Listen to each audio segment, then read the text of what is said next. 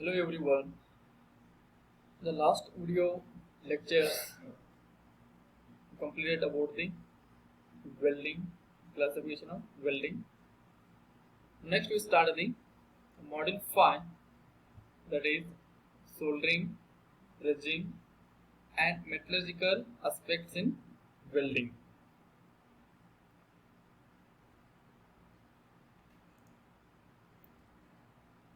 If you say briefly in module 5, the contents are formation of different zones in weld interface, that is weld joint, the concept of filler metal, electrode and flux. So in many welding types we use the filler metals. Let me see what is meant by filler metal, electrode and flux. Next we see welding defects. So like in casting we have the some casting defects. Same here we have the welding defects also. After that we discuss about the one more welding type, that is gas welding. Next, introduction to soldering and brazing and the comparison between brazing and soldering. And last bit is the inspection methods, that is non-destructive methods. This is the last bit. Now we will divide the video lecture in six videos. In that, the first video I will discuss about the formation of different zones in welding. In second video, concept of filler metal, electrode and flux. Third video lecture I will discuss about the welding defects. In fourth video lecture I will discuss about the gas welding. In fifth I will discuss about the introduction to soldering, dredging and comparison between dredging and soldering. We see the first one, the formation of different zones in welding. If you see the weld joints, how weld joints takes place? Due to heat generated. How heat is generated? Due to electrical current, arc is generated. Due to that arc, heat is generated between two metallic parts, and that heat melts the edges of the workpieces. That will change some microstructure in that material. Okay. Now this formation of different zones divided into three zones. So whatever welding takes place, that is weld interface, that we call as the fusion zone. Surrounding of this fusion zone having the heat affected zone, and the last one is the base metal zone. It is far away from the heat affected zone. You know how welding takes place. Two similar or dissimilar metals are joined with the help of heat. Okay, and this weld area we call as the fusion zone. Fusion welded joint varies in metallurgical structure from the fusion zone to the base material, with variation in same mechanical properties. This is because of fusion welding gives results in melting and solidification with very high temperature. If you see the next slide, fusion zone is the weld metal itself. More specifically, it is a region where the molten metal of the filler rod combines with the molten metal of the workpiece from the weld. What happens here? Fusion zone can be a mixture of completely molten base metal and filler metal. So if consumable electrodes are in use only. Due to mixing of this, some changes occur in microstructure in the base material, that is workpiece. The fusion zone can be considered similar to a casting process where in the workpiece metal reaches the molten state and then allowed to cool. That we call as the solidification. The best example for solidification is how water is converted into ice cubes in the refrigerator. Hence, the metal in the fusion zone has basically a cast structure with the microstructure reflecting the cooling rate in the well. The properties of the fusion zone depending primarily on the filler metal used and its compatibility with the workpiece material.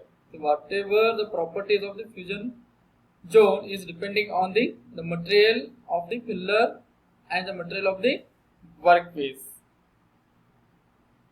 This is all about the fusion zone where exactly two components are fixed, that we call as the weld interface, that we call as fusion zone, where the maximum microstructure changes in the material occurs due to high temperature.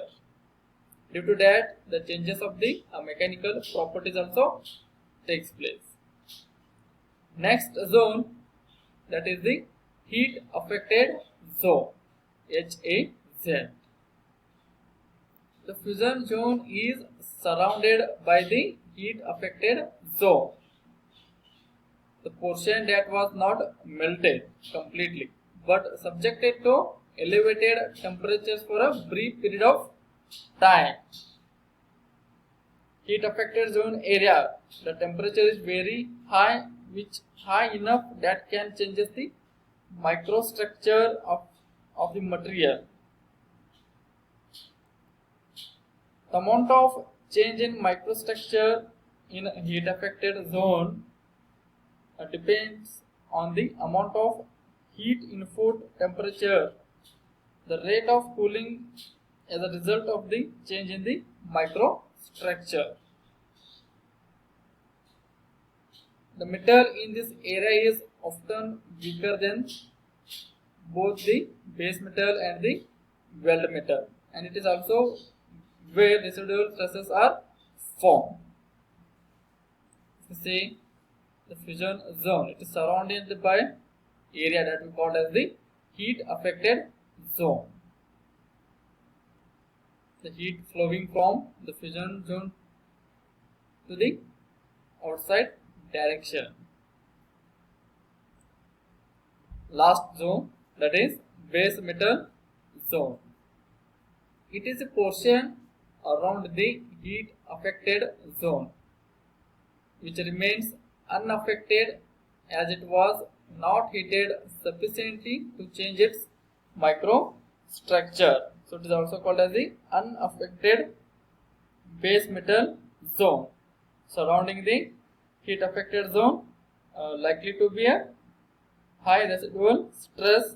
However, this zone does not undergo any change in the microstructure, but likely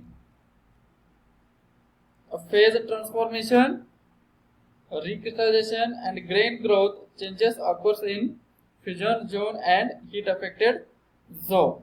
But on the other hand, that is unaffected base metal will show the original rod structure with slight changes in the grain growth. This is all about the formation of different zones in welding interface. The welding interface that we call as the fusion zone, it is surrounded by the heat affected zone, and the last we have the base metal zone.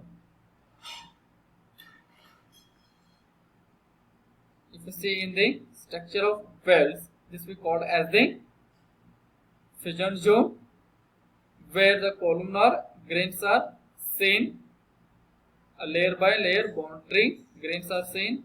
This is surrounded by the heat affected zone. The both workpieces are joined with the help of fusion zone, and heat is transferred from outside, that we call as the heat affected zone. This we call as the heat affected zone, that is changes in some grain growth. And lastly, we have the base metal. Here heat transfer is negligible. Here there is no changes in the microstructure of the workpiece material, but nearer to the interface of the two workpieces, due to heat, due to arc, heat is generated. Due to that, heat melts the surface of the workpieces, edges of the workpieces. The molten metal form takes place. Due to that, some changes in the microstructure takes place. Okay, this is all about the structure of the weld. Here we concentrate on the heat affected zone only. Welding makes a use of intense heat to melt the edges of the workpiece material being joined. But during welding, the portion of the base metal adjacent to the edges being joined also gets the heated to varying temperatures. As a result, these portions experience changes in its microstructure and mechanical properties, that we call as the heat affected zone. The heat affected zone can be defined as that portion of the base metal which has not been melted but whose microstructure and mechanical properties have been altered by the heat of welding. See, by using heat, there will be changes in the microstructure and mechanical properties, that we call as the heat affected zone. What are the parameters affecting the heat affected zone? The first one is thermal diffusivity is inversely proportional to the heat affected zone. The thermal diffusivity of the base material plays a large role. If the diffusivity is high, the material cooling rate will be high. Hence, the heat affected zone will be relatively small. If low diffusivity leads to slower cooling, and it will affect the heat affected zone maximum. If you see the second, heat input. For welding process, the heat input is most important here. The process like oxy fuel welding, electroslag welding uses high heat input, thereby increasing the size of the heat affected zone, whereas process like laser welding, electron beam welding, etc. gives a high concentrated limited amount of heat, resulting in small heat of affected zone. You see the last one parameter, that is welding speed. Slow welding speeds, slow heating causes slow cooling rates and a large heat affected zone.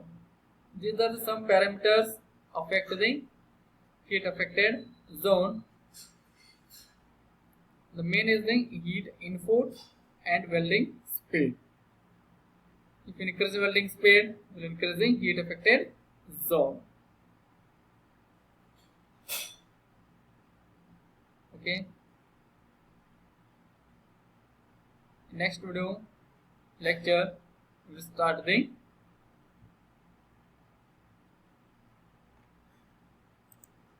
concept of filler meters and electrode and flux, different types of the electrodes. Thank you.